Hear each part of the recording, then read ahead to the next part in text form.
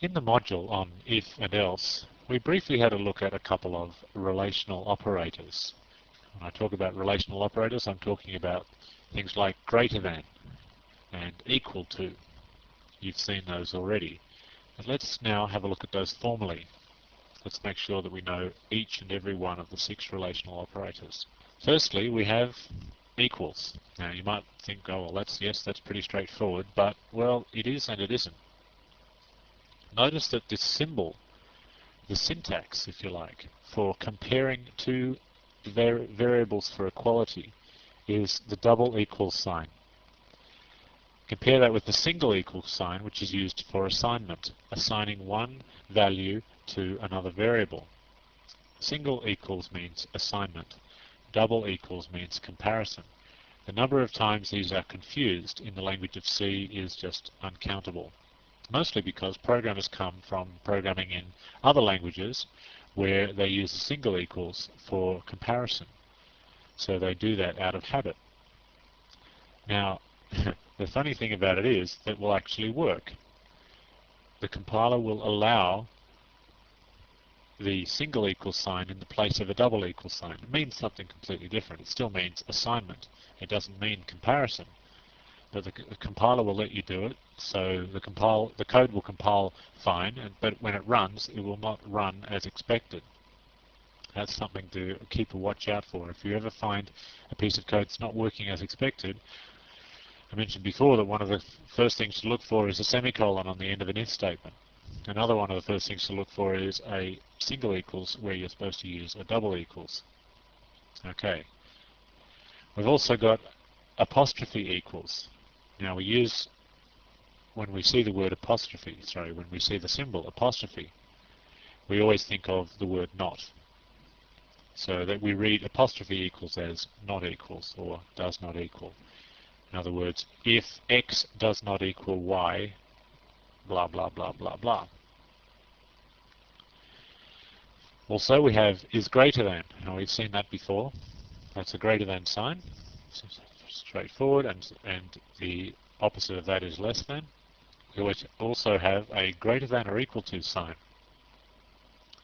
which should be fairly self-explanatory. It's the combination of if it's greater than or if it's equal to. So if we say if X is greater than or equal to Y, that will be true if X is greater than Y or if X is equal to Y. And the corresponding one if X is less than or equal to Y. Okay, those are the 6. That's all there is. Let's now examine some coding samples of this. This won't take long because they are, as you've seen before, quite straightforward. Here is age4.c. We're just going to use this as our test bench for some of the relational operators. Most of it you've seen before, so I'll just scroll down and have a look at the bits that you might not have seen before. I've just rearranged this bit of code here, checking about what age people are. I use a less than or equal to sign, and I use a greater than or equal to sign. Okay, I think that's fairly straightforward. Now, however, there is something that I would like to demonstrate here in this piece of code. Something that you might not have seen before. It's known in programming terms as the dangling else problem. The dangling else problem. We don't have a dangling else problem here, but I'll introduce one for you. See if you can see what I'm getting at.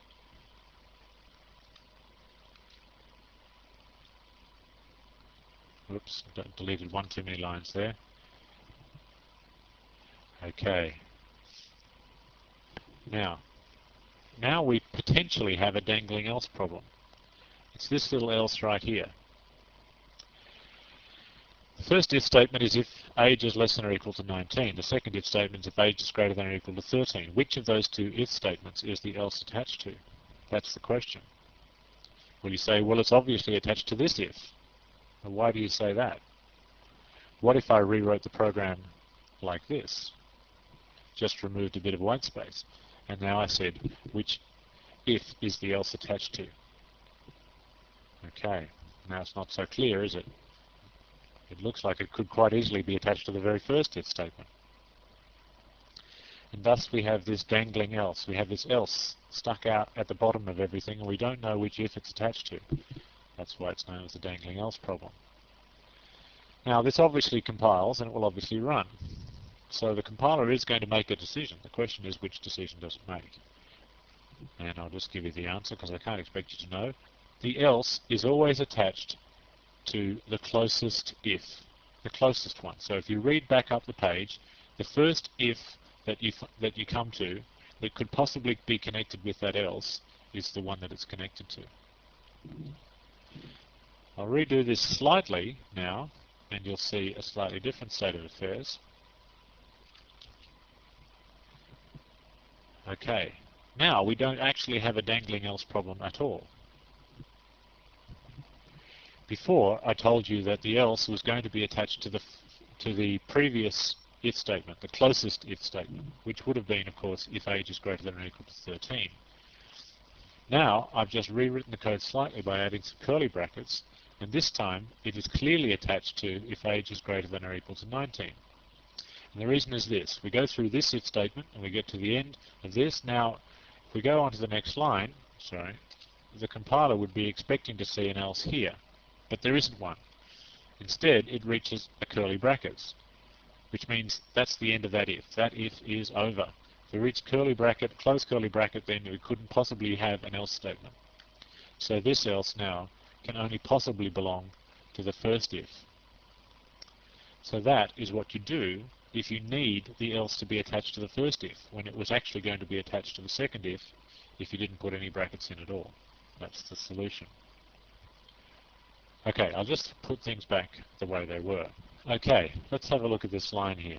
If age is less than or equal to 19, if age is greater than or equal to 13.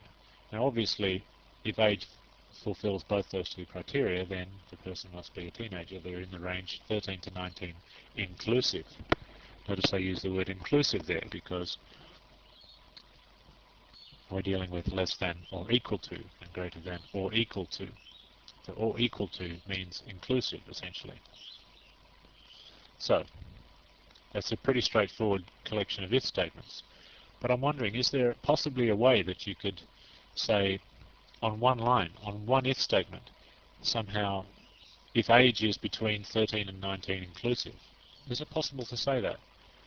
I'll let you have a bit of a think about that, and we'll examine that in the next module. Okay, but we're not quite done with this module yet. We've still got another relational operator to have a look at. Let's have a look at not equal to. Let's read in somebody's name. And we've all seen that before. Now, let's have a look at this line. If Struckump name Bruce not equal to 0, what could that possibly mean? Well, let's examine it bit by bit. Okay, that's what we do if they're not equal to Bruce. Now, this bit of code here, the highlighted code, that is calling a function. And the function is called Struckump. And Struckump is short for string compare. String compare. So we read that as if string compare name Bruce. So what we're actually asking is for the function to compare the name that was entered with the word Bruce. So we need to test essentially if Bruce is if the name that they entered is equal to Bruce. So how does Struckump work? Well, Struckump will return a value of 0. It will return a value of 0. In other words, everything that you see highlighted will become equal to 0 if the name does equal to Bruce. So if name is equal to Bruce, you'll get a 0 back. You've got to be clear about that. Otherwise, you'll get some positive number or you'll get a negative number, depending on whether name is alphabetically before or after Bruce. So if name was Charlie, you would get a value greater than 0, and if name was, say, Alan, you would get a value less than 0. So all got to do with where it fits in the alphabet. But if it happens to be equal to Bruce, then Struckump will give you a value of 0. So what we're saying here is if that value that is returned by Struckump is not 0, notice that this is not equal to 0. In other words, if the name that the person entered was not Bruce. Does that make sense? Think about that if you don't get it. So if they did not enter the name Bruce, then we can simply say, well, you're not called Bruce, do you mind if I call you Bruce? Thank you, Monty Python. A couple of things are being demonstrated here. The first is the use of the new function, the new string compare function that you haven't seen before, structured.